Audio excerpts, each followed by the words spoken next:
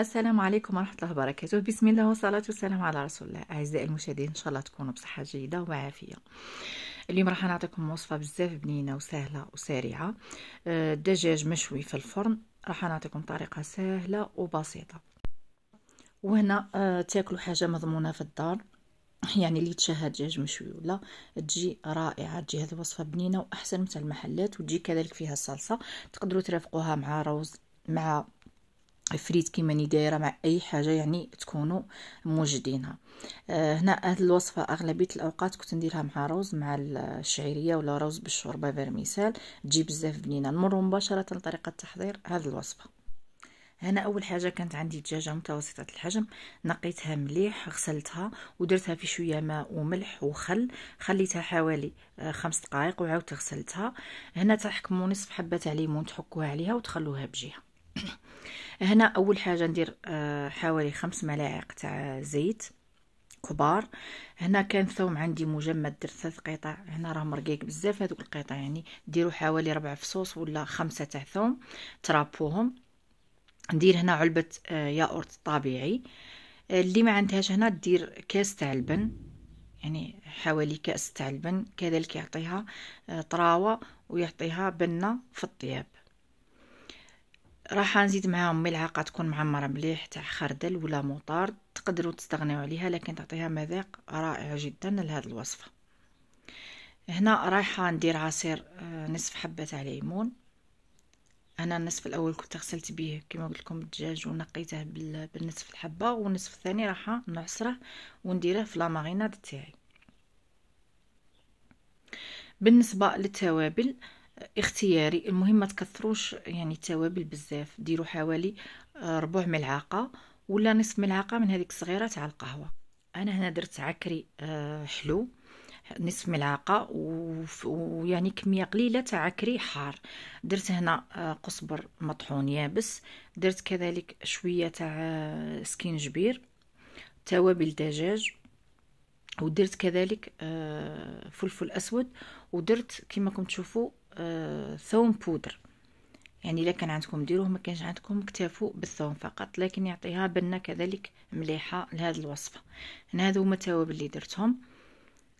راح نخلطهم كامل مع الخليط الاول حتى يتجانسوا. بالنسبه هنا للملح درت حوالي ملعقه ونصف صغيره، يعني الملح يبقى حسب الذوق.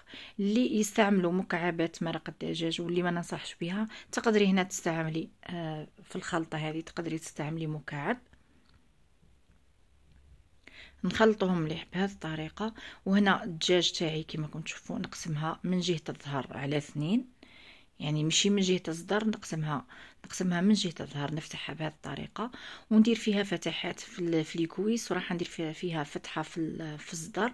راح شغل نفصل اللحم تاع الصدر، شتو يجي شويه صامت في الطياب.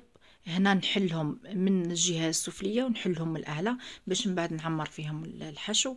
ونقلب كذلك الدجاجه تاعي بهذه الطريقه، وندير فيها خطوط بالموس بهذه الطريقه باش تدخل لي لا ماريناد اللي راني دايرتها ولا التتبيله اللي راني دايرتها.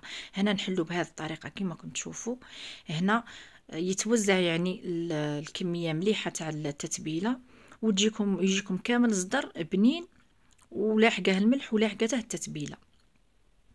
راح ندخل بهذه الطريقه كميه مليحه تاع لا ماريناد في الفتحه اللي درتها في صدر الدجاج،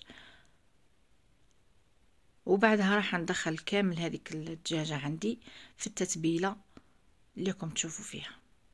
انا هنا كنت نسيت ما ذكرت لكمش الكركم يعطيها بنه هايله لهذه الوصفه، وبزاف يجي في الدواجن يعني اللحوم البيضاء يجي فيها الكركم مليح. هنا راح ندخل كامل الكميه هذيك تاع لا ماريناد في الدجاج تاعي مليح. وهذوك الثقوب اللي كنت درتها بالموس راح ندخل كامل فيها، نحاول ندخل كامل فيها هذاك الخليط كما كنت تشوفوا. ونخلي التتبيله هذه مع الدجاج تاعي يعني حوالي للاقل ديروها ساعتين، نخليها في الثلاجه حتى تتشرب التوابل مليح، تعطيكم يعني نتيجه اروع من انكم ديروها وانتوما مزروبين. تقدروا ديروها يعني في نفس الوقت، لكن من الاحسن تخلوها تتشرب، ولو كان عندكم الوقت ديروها ليله كامله من الاحسن.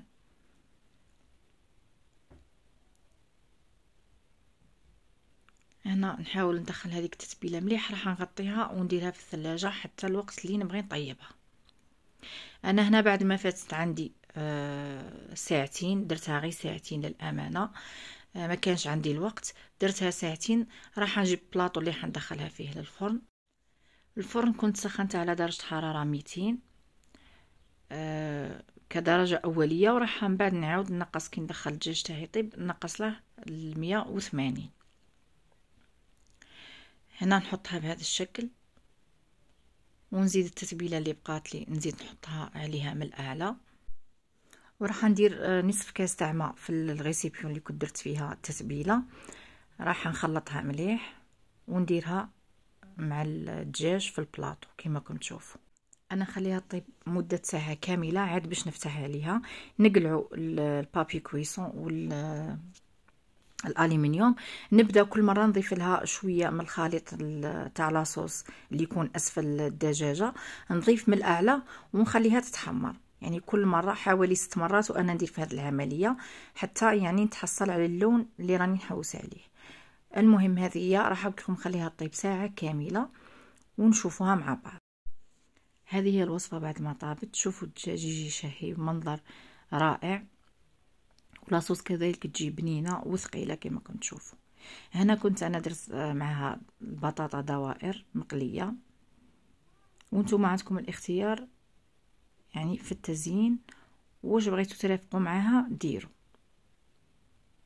انا بزاف نستعمل هذه الوصفه قلت لكم مع الروز والشعيريه، تجي بزاف بنينه كما حطيت لها لكم في الفيديو تاع لي شامبينيو قبل.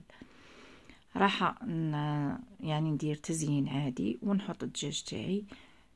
شوفوا حتى اللون تاعها يجي باهي، وشوفوا تجي طايبه زبده. بالنسبه كذلك هذه الوصفه تقدروا ديروها في كيس الشواء كذلك تعطيكم نتيجه رائعه. يعني يطيب في الكيس تاع الشواء اسرع من الوقت اللي يديلكم في البلاطو عادي.